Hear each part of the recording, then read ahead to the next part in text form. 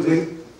Avec le recul que vous autorise votre passé et puis votre activité de témoin depuis de nombreuses années, quel regard est-ce que vous portez sur la manière dont on enseigne la résistance, la déportation ou la Shoah auprès des générations futures?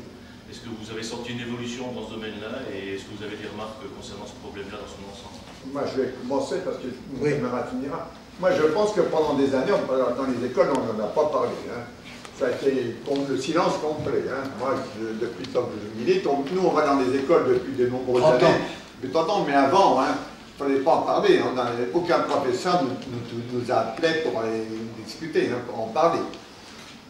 Dans les livres d'histoire aussi, on a éliminé la guerre de 39-40, hein, la déportation. À cette époque-là, en 1960-70, dans les livres d'histoire, il n'y avait pas de...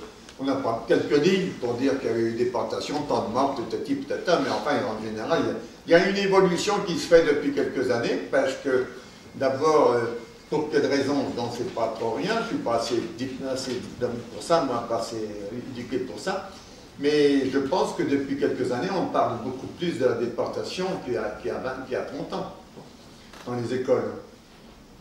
Les professeurs, certaines catégories comme la nouvelle génération, les nouvelles générations qui sont venues là, depuis 40 ans, manifestent beaucoup plus d'intérêt qu'avant dans les écoles.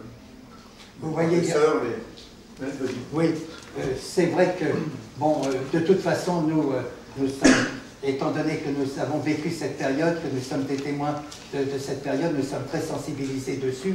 C'est vrai qu'il y a eu une certaine évolution, mais maintenant, bon, même les enseignants, et même dans les questions que nous posent les élèves, elles sont un peu différentes que celles qu'on nous posait il y a un certain nombre d'années. Mais malgré tout, il faut reconnaître qu'il y a un certain anticommunisme qui règne, par exemple, l'acharnement contre notre dirigeant Marcel Paul.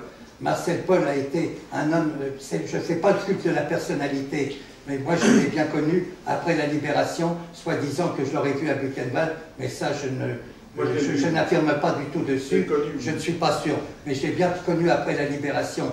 Lorsque j'ai été licencié en 1976, il est intervenu auprès, j'étais en province, il est intervenu auprès de mon employeur, du préfet et du ministre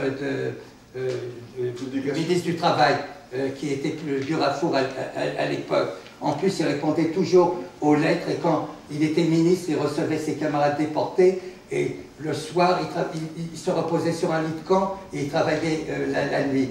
Et ceux qui l'ont toujours défendu, ça a été Dassault, qui a toujours, il y a toujours un acharnement. Encore 25 ans après son décès, après sa disparition, il y en a toujours qui n'acceptent pas ce qu'était Marcel Paul. Marcel Paul était un enfant trouvé, un enfant qui a été abandonné, mais je connais très bien son histoire, c'est-à-dire il a eu l'occasion de retrouver sa mère bien des années après, c'était avant-guerre, et bon, il a toujours défendu les mères qui abandonnaient les enfants, et ça s'était très mal passé, il n'a pas revu sa mère.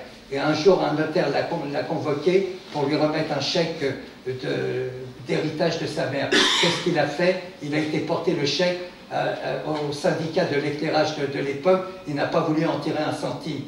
Et il a toujours habité d'une façon très modeste dans un HLM. Et il est mort le 11 novembre 1982 après avoir assisté aux commémorations du 11 novembre.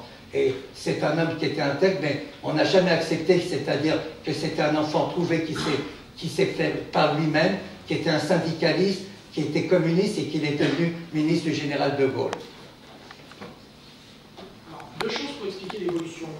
Les déportés, lorsqu'ils ont quitté les camps de concentration, et c'est quelque chose qui revient dans les témoignages, dans les livres, etc., on n'a pas beaucoup parlé à leurs enfants. Donc, si vous voulez, le ou la déporté n'a pas beaucoup, qu'il soit juif ou résistant, n'a pas beaucoup parlé à ses descendants directs. Ils se sont tus. Dans la société française, je vous ai parlé d'Israël, ils étaient un peu des gêneurs. Ah, c'est ce côté victime qui a vraiment souffert alors que d'autres n'ont pas souffert. Bon. Par contre, ils ont un peu plus parlé à leurs petits-enfants.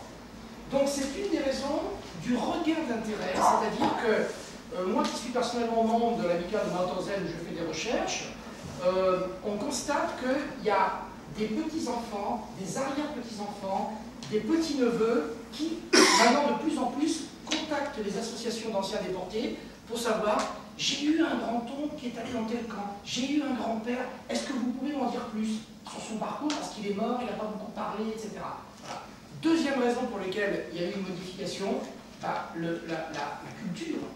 Il y a eu à partir des années 80-90 des films, des feuilletons qui ont parlé de la déportation, venus notamment des États-Unis, n'est-ce pas, notamment.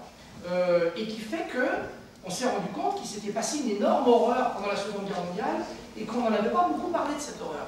Et donc elle a ressurgi. Voilà. Donc il y a eu différents temps de la mémoire. Voilà. Mais justement, pour aller dans l'exemple que cite Pierre, je vais vous citer deux exemples très particuliers. J'ai un camarade, c'est le premier que j'ai rencontré en arrivant à Langenstein, le 13 novembre 1944. Quand nous sommes arrivés, il était là avant nous, on est arrivé le soir, il me dit d'où venez-vous? Je lui dis de Buchenwald. Il me dit vous avez bonne mine, tu verras dans 6 mois comment vous serez. Dans 6 semaines, comment vous serez. Je me suis dit c'est un défaitiste. Bon, nous avons eu le bonheur de revenir ensemble. Un mois après que notre retour, nous sommes revenus le 6 mai 1945 ensemble, nous sommes revenus à 40. Et en réalité, j'étais avec lui, lui était avec moi, et on ne parlait pas, on parlait peut-être avec les autres, mais on ne leur demandait pas comment t'appelles-tu, où vas-tu, ni rien du tout. Bien des années après, nous nous sommes aperçus qu'un certain nombre d'entre nous étaient revenus le 6 mai 1945. Nous sommes revenus en wagon à bestiaux, 2 wagons à bestiaux de vin avec de la paille, et nous avons mis 5 jours pour revenir. Un mois après, il m'a téléphoné pour me présenter à son épouse et à son fils qui avait 1 an et demi, et on s'est perdu de vue pendant 40 ans. C'est-à-dire en 1982, j'ai un camarade de mon commando qui avait pris une liste quand on se rencontrait dans les congrès ou dans les assemblées de notre commando, et en 1982, il a envoyé une centaine de lettres pour demander si on voulait se revoir pour un repas ou fraternel. On s'est revus en 1982 à Saint-Germain, on était une dizaine de déportés, et au total, avec les familles, à peu près 22-24.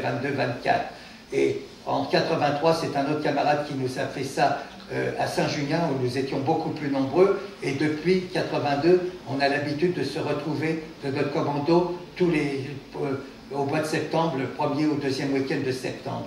Et je voulais revoir ce camarade avec qui j'avais des liens de très grande amitié, donc je savais qu'il habitait dans le 16e, j'ai recherché sur les listes électorales, je ne le trouvais pas, et un jour, l'ancien archevêque de Nouméa, Pierre Martin, qui faisait partie de notre commando, en 84, je le rencontre à Metz, il me dit est-ce que Raymond Soulas est là? Je dis comment? Tu le connais? Il me dit oui, je l'ai rencontré à Nouméa, il avait de responsabilités à la CGE.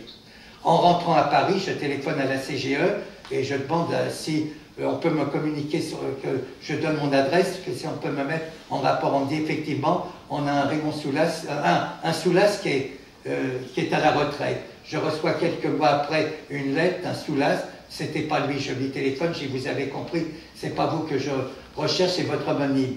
Il me dit, mais Raymond n'a jamais travaillé à la CGE, il a travaillé à la CG2E, donnez-moi vos coordonnées, j'habite en Provence, je vous rappelle et je vous donne ses coordonnées.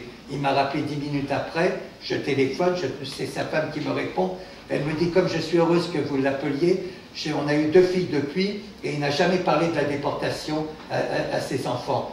Et depuis 85, je l'ai revu, il revient sur les lieux de mémoire, il a écrit un petit manuscrit pour sa famille et ses amis, il retourne sur les lieux de mémoire régulièrement, il a emmené sa famille, sa femme, ses enfants et ses petits-enfants. Et il continue à militer pour la mémoire, alors que pendant 40 ans, ça a été tabou complètement.